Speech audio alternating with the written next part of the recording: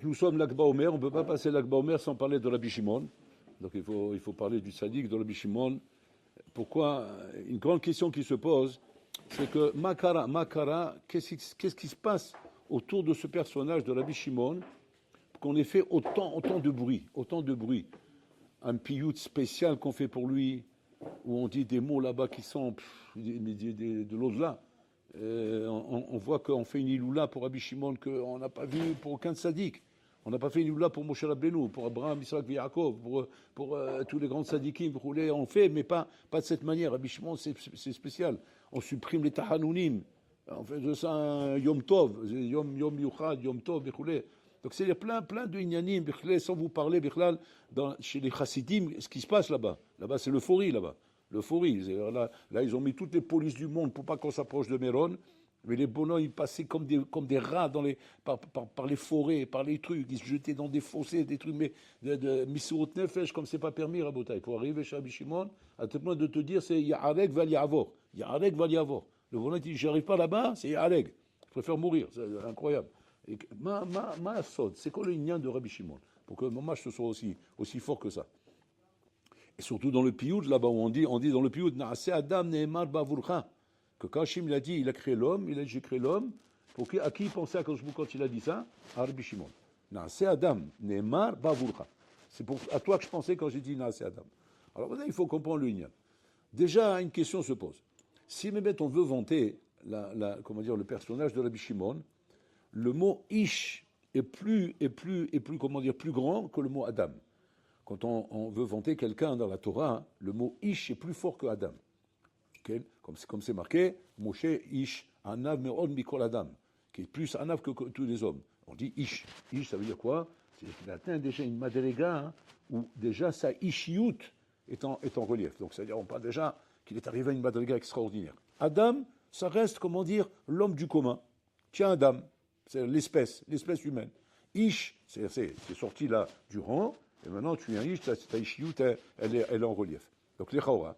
Si on veut vanter Rabbi Shimon, on aurait dû dire Ish. Non, on dit non, Adam. Il reste Adam. Et le Adam dont on parle, qui était celui à qui je pensais lorsque j'ai dit non, c'est Adam, c'est Rabbi Shimon. Donc on parle du Adam. C'est quoi Adam? C'est quoi l'appellation de Adam? L'appellation de Adam, regarde dans la paracha. Dans la paracha, quand il a demandé à Adam Arishon, il a dit comment il convient de m'appeler à moi? Il dit comment il convient de t'appeler à toi? À mon aïe. Que tu es mon Adon. Ok? Et toi, comment on t'appelle? C'est que Hachem, il lui demande les appellations. Il a nommé tous les animaux et tout, etc. Il dit moi, comment il faut m'appeler? Adam. Il dit pourquoi Adam? Pachut, c'est Batimi, Adama. Donc c'est-à-dire que Adam est vraiment un terme très bas, qui veut dire que je viens de la terre, homme de la terre. Je suis un terrien, si tu veux. Il y a les martiens, il y a les terriens. Donc moi, je suis un terrien. Il n'y a pas plus bas que ça. Plus bas que ça, c'est l'espèce humaine au niveau le plus bas, c'est-à-dire celui qui sort de la terre. C'est incroyable.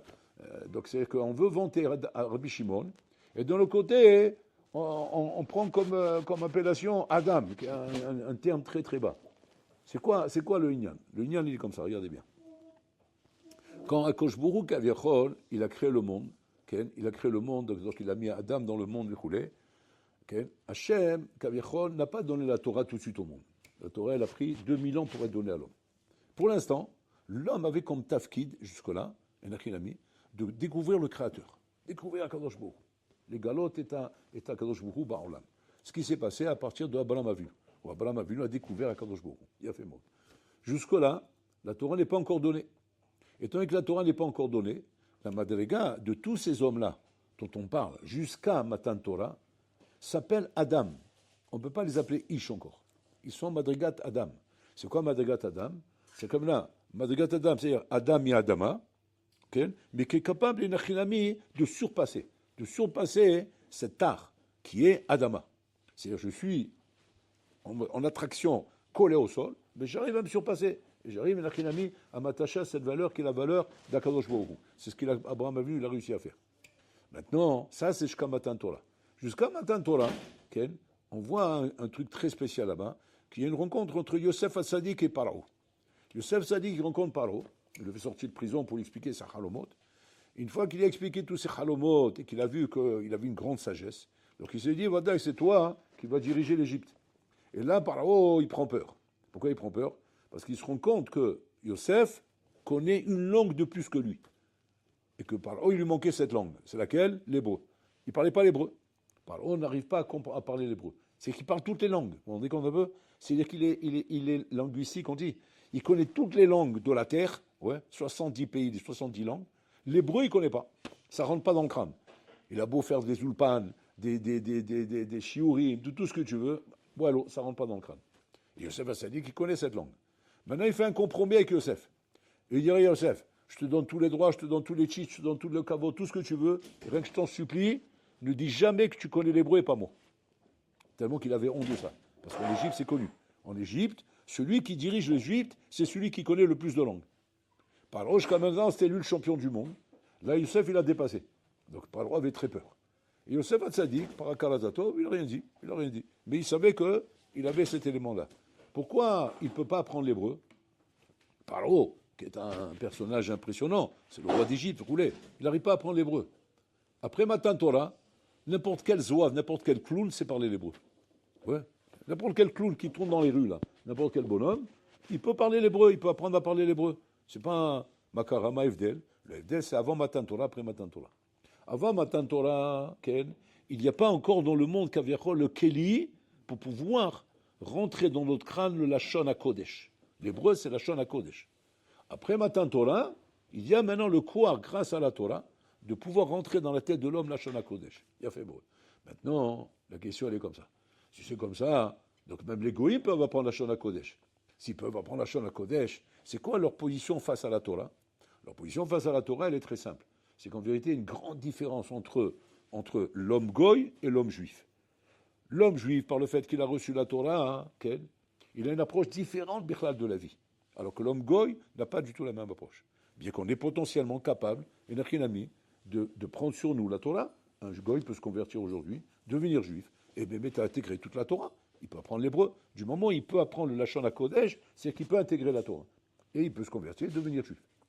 Alors c'est comme ça. C'est quoi la différence? La différence, elle est comme ça. La différence, elle est fondamentale au niveau de l'Ashkafa. L'Ashkafa juive est quoi? Et que dans la Torah, on nous apprend qu'on doit arriver à mettre en liaison, pachout, le monde matériel avec le monde spirituel. Le corps avec le nefesh. Le corps avec le nefesh. Et qu'il n'est pas question, Bichlal, de vivre comme des moines dans des monastères, comme ils ont fait comme les goïms. On ne se marie pas, on ne construit pas un foyer, on n'a pas d'enfants. Bichlal, on est mitnateg, même issu de Me'aolamazé, Magashmiut. Et pourquoi ça? Parce que le seul moyen qu'on a, quand on est un goï, de pouvoir décoller dans la Rouhaniout, c'est l'itnateg Magashmiut. Ça, c'est quand on n'a pas de Torah. Les goïms, en ne recevant pas la Torah, en fait, ils se sont empêchés d'avoir l'opportunité de pouvoir élever la matière. Ils ne peuvent plus élever la matière, c'est fini. Ils n'ont pas accepté la Torah, ils ne peuvent plus élever la matière. La seule possibilité qu'ils ont de pouvoir être Rouhani, c'est l'itnatek mahover. C'est s'enfermer dans un monastère et rester là enfermé. Là, il arrive un peu, quelque part, à... En vérité, bon, il n'arrive pas à fond. Le juif, en recevant la Torah, est capable, grâce à la Torah, Pachout, d'être au même état gashmiut, d'élever la matière. Et ça, le moussag Adam. Adam, ça veut dire c'est Aleph, Dam. Aleph, qui est en vérité la prina de Keter, c'est le niveau rouchani le plus haut. Aleph, la chante Alouf. Alouf chez la Olam, qui est Bola Olam. Et Dam, c'est dire le sang, qui est la matière. Quand on se pose la question, on se demande comme ça, Rabotai. Comment est constitué un Ben Adam? Un Ben Adam, il est constitué d'un corps et d'un nefesh. Très bien. Où il se trouve le nefesh? Dam. Adam ou un nefesh? Le nefesh se trouve dans le dam. Bon, chez Olam, c'est impressionnant ce truc-là. Comment tu peux comprendre qu'un liquide comme le sang contient à l'intérieur de lui-même, Rabotai, cette force rouchanite, cette énergie rouchanite qu'on appelle le nefesh?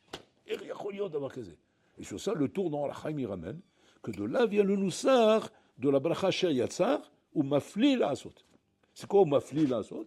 Pélé, d'arriver à faire une chose pareille, d'être mechaber, pachout, quelque chose de physique, de matériel, avec quelque chose de spirituel. Que le nefesh, qui est quelque chose de spirituel, tu mechaber auto les dames. Les dames, c'est d'avoir quelque chose de gashmi. C'est-à-dire, machal ema davar domé, machal, prends une marmite. Tu prends une marmite maintenant. Et dans cette marmite, là, on te dit maintenant, pour que tu puisses arriver à m'impressionner, essaye maintenant de prendre un passouk de la Torah et de le rentrer dans la marmite et qu'il fasse partie intégrante de la marmite. C'est-à-dire que la marmite, maintenant, peut exprimer ce passouk de la Torah. Tu vas dire, ouais, c'est un machal débile. Ouais, mais ce machal débile en attendant, c'est le Ben Adam. Parce que tu prends le Ben Adam, c'est quoi le Ben Adam? C'est une marmite, ouais, dans laquelle j'ai entré de la Chokma d'Hachem, qui est le Nefesh. Et ce Nefesh, il s'agite à l'intérieur, il vit à l'intérieur, il existe à l'intérieur. Et ça, c'est ma fille la sorte. Ma fille la sorte que il a réussi à mettre en chibour ces deux choses. Ça, c'est la Kavana qui dit le tour qu'on doit avoir lorsqu'on fait la bracha de Asher Yatzar. Comment Olam, il a réussi à mettre en communion ces deux choses-là. Quelque chose de complètement spirituel et quelque chose de complètement matériel. Il a fait moi. À partir de cette base-là, on va comprendre qu'est-ce qu'il a fait de spécial Rabbi Shimon.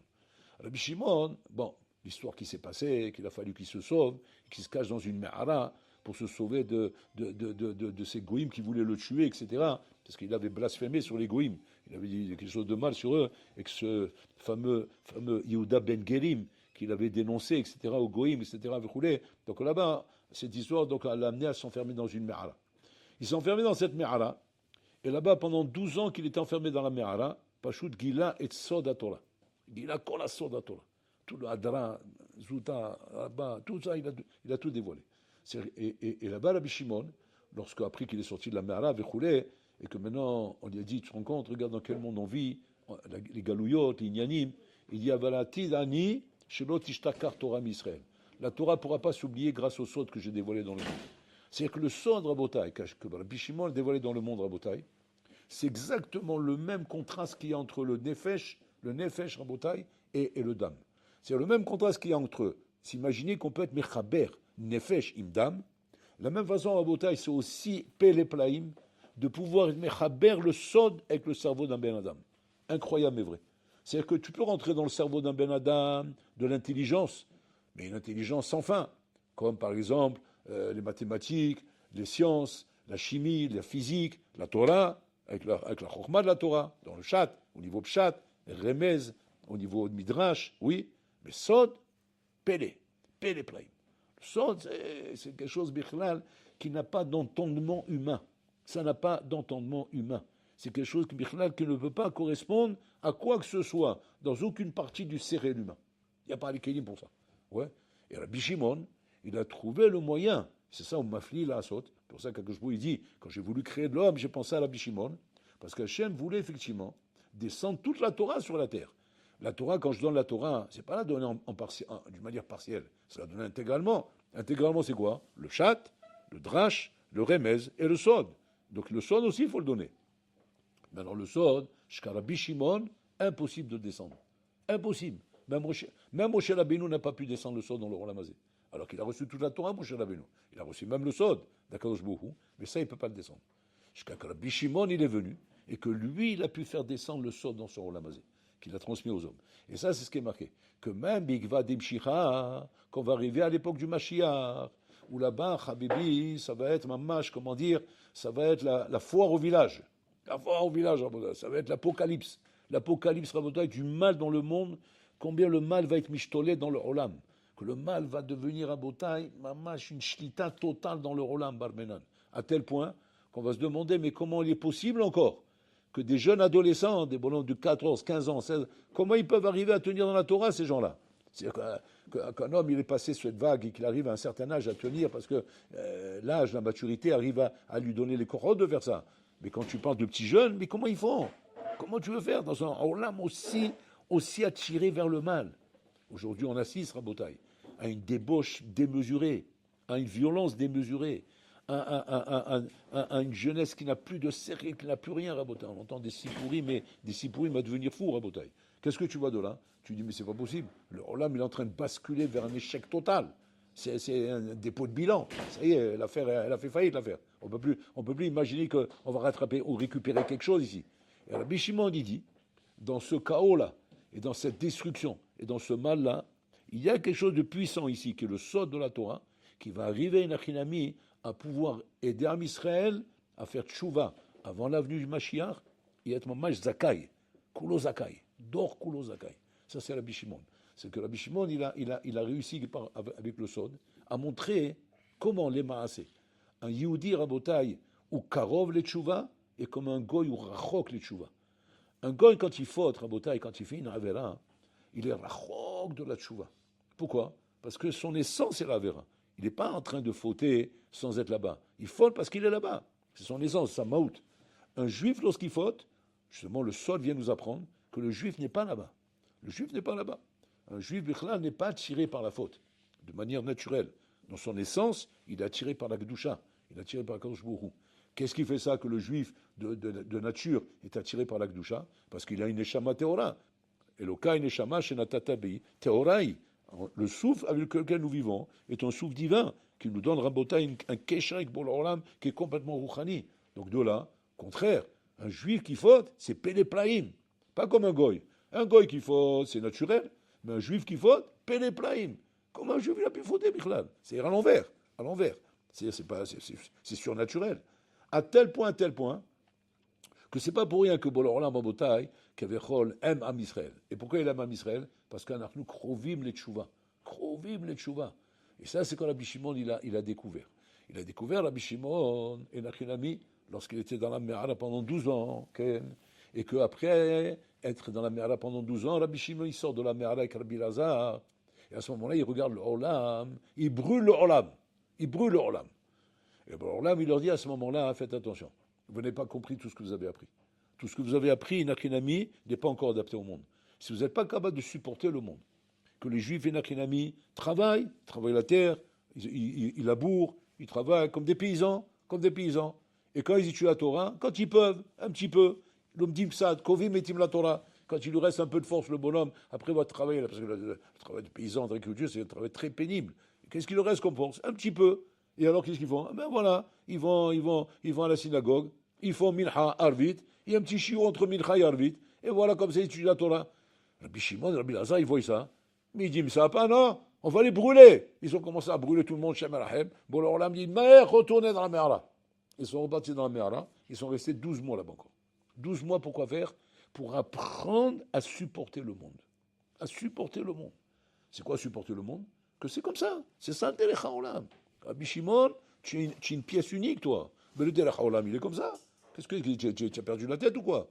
Maintenant, vous devez comprendre qu'après, vous allez sortir après 12 mois, okay, vous allez au contraire, comprendre le Olam. Comprendre le Olam et l'accepter comme il est. Maintenant, tu vas dire, bon, cher Olam, mais qu'est-ce qu'il y a de grand là-dedans? Qu'est-ce qu'il y a de fort là-dedans pour qu'Hachem aime ça? Ce qu'il y a de fort là-dedans, c'est justement le fait qu'Am Israël, Rabotai, Krovim, les Tchouva. Am Israël, Rabotai, n'ont pas de problème. Du jour au lendemain, de tout lâcher et de s'adonner complètement à la Torah. Et lama, c'est que pour l'instant, Hachem a fait comme ça dans le monde. Que l'Olam, pour l'instant, Rabotai, Olam keminago noeg. Et que le moment viendra, ouais, où Am Israël et Nachinami devront se remettre dans la Géoula, se remettre dans la Malchut d'Hachem. À la Makom, tu vas dire, mais c'est impossible. Comment tu peux imaginer un Ben Adam, après 2000 ans d'exil, ou pendant 2000 ans, il a été baigné dans le monde Goy. Mais baigné, Habébé, pas Shkoku, la tête dedans aussi. Dans le monde Goy, où tu es imprégné du culte Goy, des tarbouts de Goyim, des ta'avot des Goyim, des bêtises des Goyim, de la pourriture des Goyim. Comment, Bichlal, tu peux imaginer, bon, Olam, que quand tu vas amener le Mashiach, ce peuple-là, il va se retourner comme ça? Bon, c'est Rabbi Shimon qui découvre ça. Rabbi Shimon, il dit, c'est pas Am Israël, c'est pas les Goyim. Am Israël aime Krovim la Tchouva. Du moment où Hachem Kaviachol va se dévoiler dans le monde, où la lumière d'Hachem va se dévoiler dans le monde, à la Makom Yerzeru B'Tchouva. Et c'est comme ça qu'Am Israël Rabotai, les Biyat Mashiach, ils seront Zakai. Aujourd'hui, beaucoup de Juifs, quand tu leur dis Mashiach, ça leur fait peur. Ils ont peur. Et pour Hadim. Pourquoi ils ont peur? Parce qu'ils disent, ça y est, c'est fini. Mashiach, il arrive, ça y est, on est mort, on a fini. Balmenan, qu'est-ce qui va se passer avec nous? Rouler. Rabbi Shimon, il vient, il dit, non, n'aie pas peur. Pourquoi n'aie pas peur? Parce que tu as Karov les Tchouva. Au contraire, quand le Mashiach va se dévoiler dans le monde, toi, Misraël, Yerzeru B'Tchouva, la Makom, tu vas prendre le plus malade mental, Rabotai, qui est au fin fond d'une boîte de nuit là-bas en Thaïlande, ouais, en train de danser avec 3 stripseuses autour de lui, ouais, il est belle, et il s'est tapé 50 grammes de cocaïne, c'est-à-dire qu'il est en train de faire un train à vapeur comme ça, vous voyez. Puis Tom, il entend le chauffard, Mashiach est arrivé, à la Makom, ou rasque de l'argent B'Tchouva, comme on avait Karbi Azamen d'Ordaya, Rabotai. Comment un bonhomme comme ça, aussi enfoncé dans le mal, parce qu'il a entendu un mot qui laisse comprendre que tu n'es pas dans la Kedusha, à la Makom, il s'est mis à courir, il a fait tchouva à la Makom. c'est devenu un Tana, Mia dans la Makom. Quoi, tu dis, attends, c'est la science-fiction, ça, c'est pas possible. Un homme, il devient un Tana comme ça en une seconde. Et je connais Orlamo Bécha Achat. Attends, connais Orlamo Bécha Achat. Mais c'est impossible, une chose pareille. 2000 ans d'exil, avec les Goïm, assimilés. En Shahat, il devient un Tana. Il était 20 milieux sous les mers. Non seulement il a sorti la tête de l'eau, c'est déjà pas mal, mais il est parti sur Mars. Mais comment il a fait ça? C'est ça, Israël. C'est ce que Rabbi Shimon il a découvert. Et c'est pour ça que Rabbi Shimon, effectivement, on fait un grand essai de Rabbi Shimon. Parce que Rabbi Shimon, en vérité, vient dévoiler à Israël ce qu'ils sont réellement. Et pas ce que la galoute a voulu nous faire croire. Et ça, c'est très important de savoir ça. De savoir qu'un Ben Israël, Rabotai, c'est pas une poubelle, c'est pas un truc. Ni Rim Kacha, tu les vois comme ça. Parce que malheureusement, le monde les a pourris. Tu les vois comme ça jetés, tu les vois comme des pauvres types, tu les vois comme des malades mentaux en train de traîner n'importe où, rouler. Mais sache une chose, que derrière ça, il y a un corps à dire qu'au moment voulu, toi-même tu vas t'étonner et tu vas voir Maïbola. Alors là, c'est pas pour rien qu'il a Mam Israël. Parce que Hachem sait très bien qu'au moment voulu, Mamash Am Israël y est Kadosh, Kodesh, Kodesh.